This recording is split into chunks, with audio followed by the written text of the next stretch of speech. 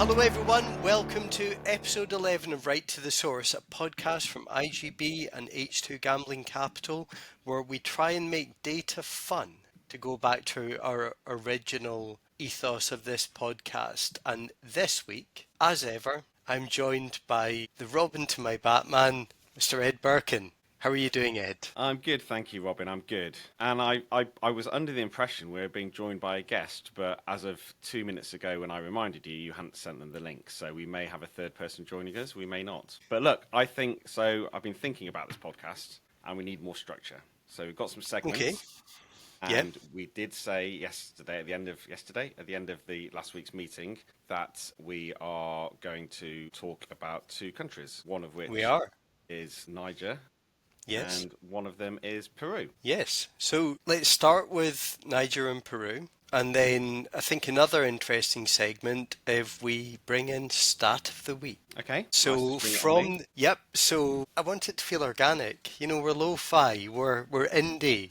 You know, we're naturalistic. We're the mumblecore of podcasts. Well, before we start on the data, can I please just send out my congratulations and best wishes to two of your colleagues, Alessandra and Jamie, who got married on Friday. Massive congratulations to them. It's lovely news and they're great people, so it's really nice to hear. And I understand you're about to jet off in the direction of their the Italian segment of their celebrations. Well, you know, it's combined. Italy's a big gambling market, as you're well aware.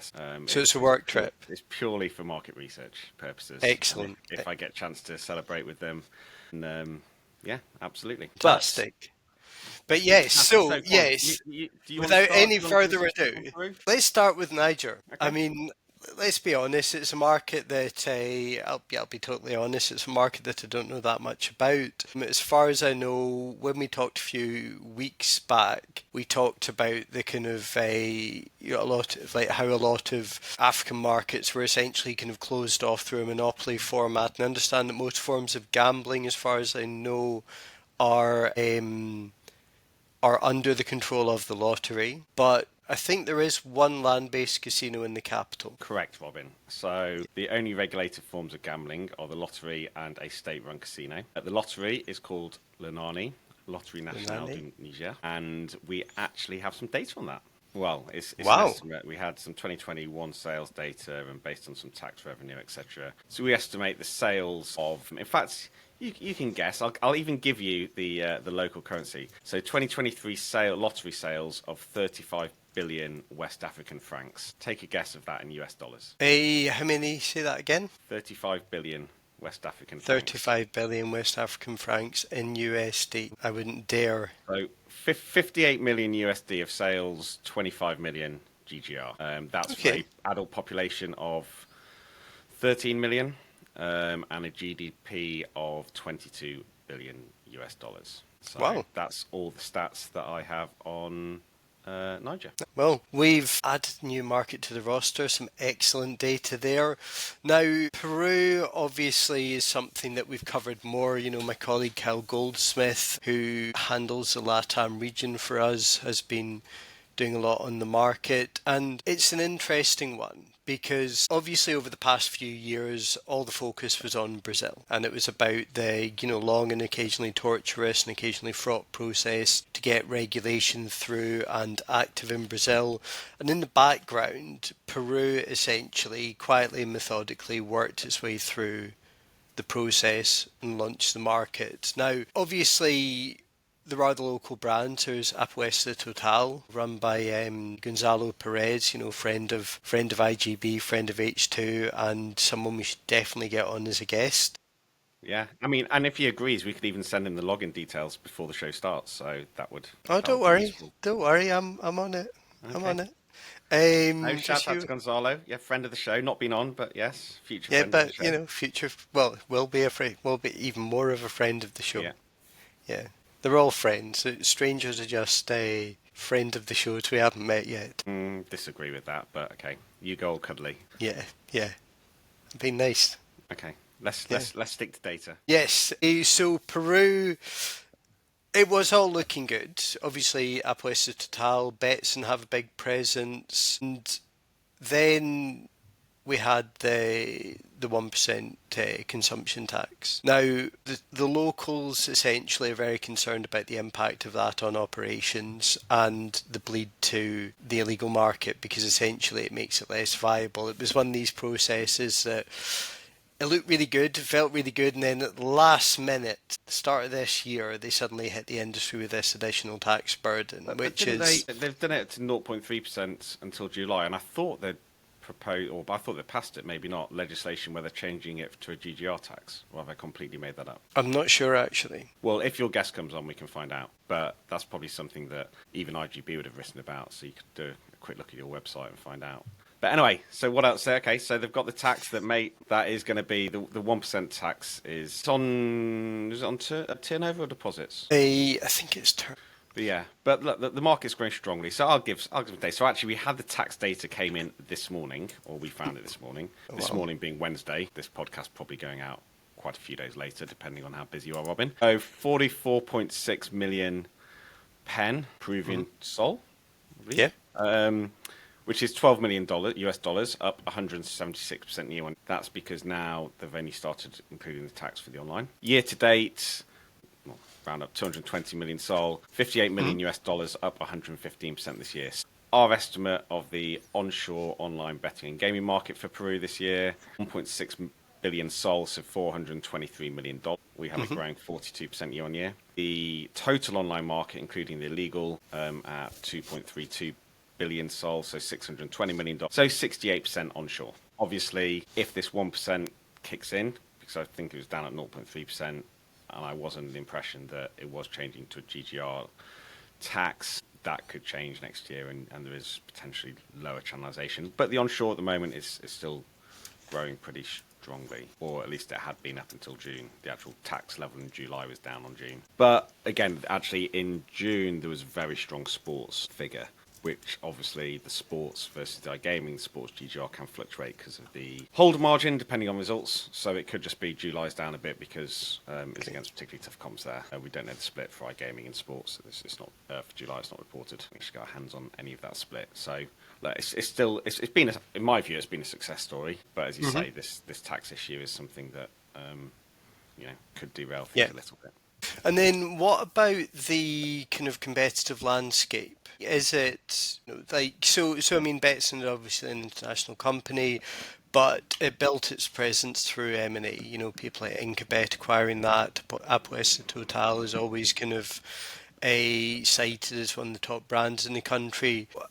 So in terms of market share, I mean, do you see it as, really kind of like the locals dominating, or is there kind of like evidence of the internationals kind of like carving out share? Yeah, so I mean, if we look at that's a completely wrong file. If we look at the annual data that we have, so we normally do annual market share. 2024, we have Apuesta Total at about 38% of the market, Drawbacks 10%, Apuesta 10%, and if you add up Betson's three brands there, Betson, Incabet, BetSafe, they've got about 26% of the market, which has been coming down.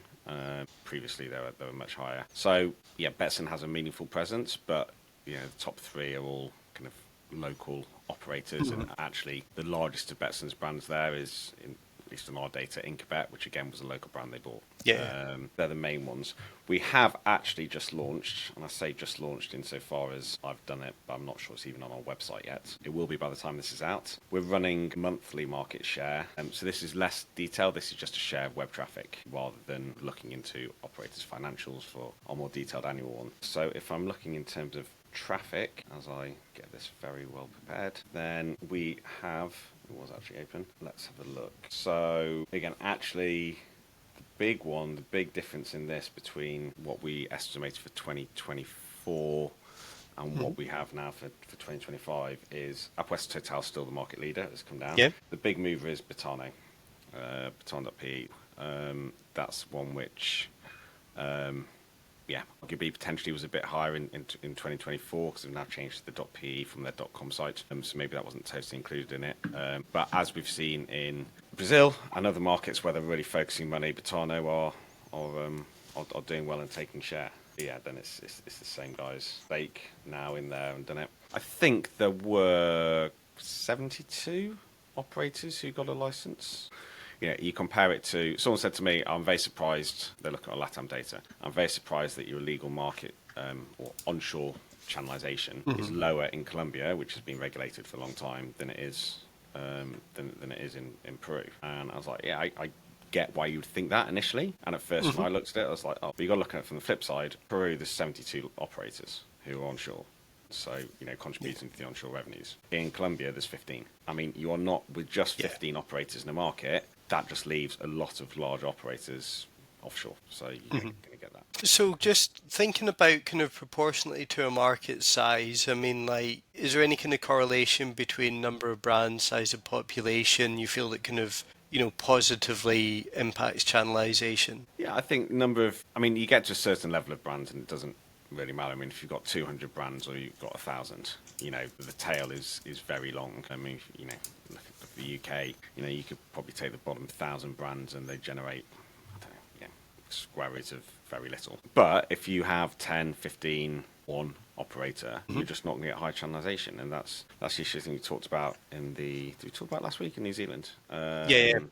Where, you've got a monopoly operator with Tab and for sports, and you're restricting it to, is it 12 or 15 online licenses? 50. For gaming, and that's just a lot of operators still targeting the market from offshore. Yeah, I think you do need a significant number of operators if you want to start getting higher levels of channelization. And people like choice. But I've clicked the random country generator to see what we're doing for next week. Oh no, wait a minute. Before we do that, we said we'd have a guest. Yeah. And you said, you've not sent them the link. Well, here we have our special guest joining. Hello. So joining us on the podcast this week is Clarion's LATAM liaison, one of my favourite colleagues to work with, Liliana Costa. Lily, welcome to Right to the Tours. Okay, glad to be here. Thank you, Robinson. So, nice to see you, Lily. Thank you. Nice to see you too. Now, we were just talking about our random country generator before and then we'll get on to the interview. So the first one came up was Turkmenistan. So I pressed next. So Panama next week. Panama, okay. Let me write that down. We'll talk about Panama. Now, Lily, you work with the events team, don't you, at Clarion? I do. And digital. Yes, and that's the same team who believe that H2 don't deserve a keynote at Clarion events. So I would like to reciprocate and inform you that this will not be a keynote for you. It will be a fireside chat with limited time. You sort of have the right for a keynote. Maybe not a full track, but a keynote. We'll be glad to have we've heard it here. Official H2 keynote at ICE. I would argue against that. You're not quite there yet, Ed. We just a bit more work. A few more years, and then you'll get in a position where we can give you a junior sub keynote. Okay. Sub keynote. Yeah, so you could speak standing next to the stage, but not on the stage. Fine. I like to be relaxed. Lily, so you missed the start.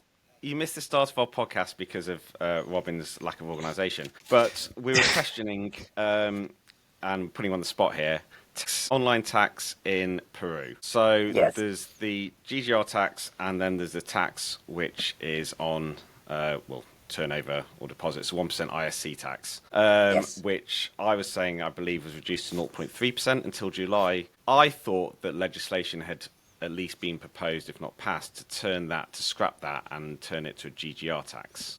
Is that correct, or is that made up in my head? No, so the 12% remains, the GGR 12% tax. What is new is the 1% ISC tax, which that just came into place in 1st July, but it's all on GGR. So the 1% is on top of the 12% of GGR? Yes. And that's 1% of what? There is a consumer consumption tax in Peru that companies pay, the ISC, which was not applied to gambling before. Now it does. It's just a tax that was not applied before on gambling, but now it comes into force. Right. And is that going to impact the market? I don't think so. Personally, I don't think so. I think that 1% eventually the industry was expecting to eventually happen. And besides, it's a recently opened regulated market. But Peru has a very stable market. It's very well regulated on land base and online. So, and it was announced in the beginning, so when official regulated in the beginning of the year. It was already expected because the regulator, Minsetur, had made that sort of clear that they would expect to introduce this tax at some point. Listen, Peru is newly regulated and offers a fresh, fast-growing market with not many legacy constraints than all the markets. So it's very stable. I have no concerns in the impact of the industry for that 1%. So I believe so. Yes, it was 1% of each wager, and as you said, they now changed it. They now changed it to. It's confusing. They're saying they've changed it now to GGR tax to align it. I'm just not sure what rate. This is where our lack of preparation is probably showing in the podcast. Yeah, it is somewhat. I mean, well, this is your format, you know. We pick countries at random and then we see what happens. And I noticed last week we had Niger, we had Peru. This week we only have Panama. So what's our second market for next week? Random country then, next random country. I mean, Why Saudi Arabia. There's not really a lot to say that. Yeah, I mean at this point Saudi Arabia is probably that's probably years away. All right, isn't it? this is not good for me. I'll have to do some research. Liechtenstein Liechtenstein. and Panama. Okay, Lily, Liechtenstein and Panama. Picking over the oh, small markets. We've got a guest on, by the way, Robin. Lily, so you focus a lot on Brazil. There was a lot of excitement. Robin was WhatsApping me while I was trying to have a nice, relaxed evening, getting all excited about this Senate discussion and potential vote on the upcoming land-based casino Jogo de Bicho bingo thing, and it's all going to get launched. And I was like, Robin, things don't happen that quickly in Brazil. Just pipe down. Anyway, the vote was postponed. This can you bizarre sort of fictionalized version of the conversation. Basically, with the vote being postponed. Hang on. Sorry, can we let your Latin America liaison actually answer the question when someone who knows about it rather than you? So I'm going to actually ask a more sensible version of the question rather than some long rambling story about how you were getting imaginary text from me. Now, with that vote being postponed, and considering how old that legislation is, do you see the supporters continuing with that omnibus approach for land-based, or do you see scope for kind of separate projects, you know, like for example a dedicated land-based one, a dedicated, you know, kind of like bingo hall one? Like, do you see that process, like that bill kind of, it was, what was it, 1991 or something? Yes. Like, can that 1991, continue? and the original one, it's 25 years older than that, probably. Wow. It's just suffered so many changes. If we recall, the sports betting or the iGaming bill Yeah. came from this same bill, which they removed sports betting and iGaming just out of it and passed it independently. I think eventually that's what's going to happen, or what it must happen to this bill for it to pass. I don't believe that a bill is going to be passed where it has casinos, bingo, and jogo do bicho in one single proposition. So yes, I do see that eventually casinos will be separate from this bill and they will pass. And then bingo and jogo do bicho will come on second and third place. Besides, I think we are on a stage of stabilizing the industry with the bets right now. And I was not expecting the bill to pass immediately. I feel there is still a lot of discussion with the new regulation, and a new legislation now was not really. You can't go through logic in Brazil, right? The logic in Brazil is illogical. Yeah. But yes, definitely a different casino bill. Lily, it surprises me. It surprises me from the outside that you say casino first, then Jogo de Bicho and bingo, because bingo halls were legal until about 20 years ago, 2008, maybe. Still the 90s. 90s, and so they were legal. They were popular. Is that not an easier thing to bring back first before you start talking about casinos and resort casinos? I don't think so, because of the controversy, the social ideology, and a bit of culture as well, impact that it has. And the investment that the casinos would bring to Brazil are not the same that jogo do bicho or bingo would bring. So there is a lot of interest from the Ministry of Tourism. For example, remember bingos, casinos, they are planned to come into integrated resorts or tourist hubs. Yeah. That's where the focus will be. It's a bit. It has the casinos, it has the building, it has the artists, it has the entertainment and everything else. So it is a lot of investment, and I think Ministry of Tourism is very keen on getting that legalized Okay. ASAP. And then final question from me, because we are coming up on time. With this process having effectively been, kind of like beaten back by the lack of votes, do you feel that could potentially have a knock-on effect for the bets market in terms of kind of, consolidating like the opposing forces in the legislature? No, no, I don't think so. I think it's two different subjects. The law is passed, the market has opened, the regulated market is opened. Yes, there is still a lot of controversy inside the Chamber of Deputies and Senate of wanting to kill completely the industry. I think it's too late for that.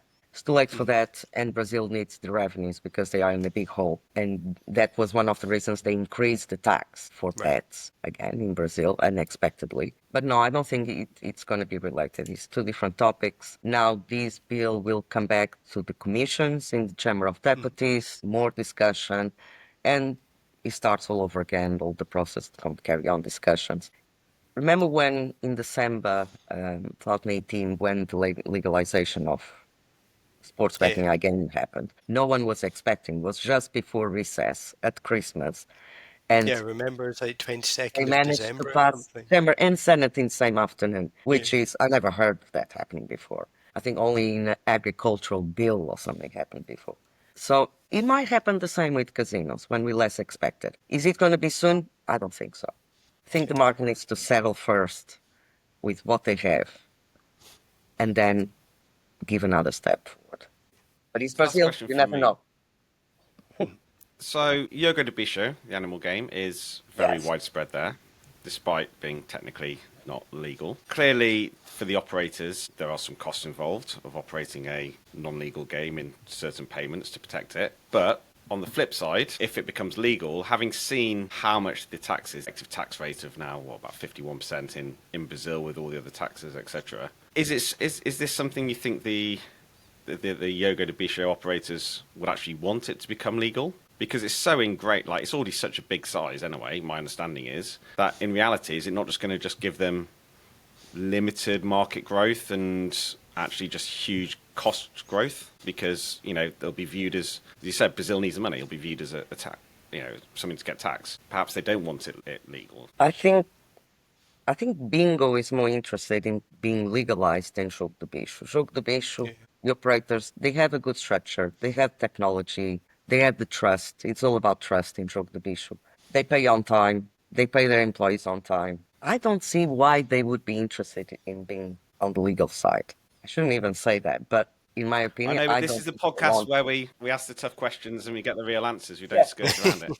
For what I heard, actually, I had a lot of bingo operators saying, yeah, I would like to be legalized and regulated. I never had a bicheiro saying, I absolutely want the legalization because they have a good operation. They are very progressive, actually. They have a good structure, they have good technology. I don't see why. So Well, the answer is thank you, no. Lily. That's refreshing to have the answer. Now, what Robin doesn't know is that there's another segment that's come onto the show that we are introducing this week. A quick fire quiz.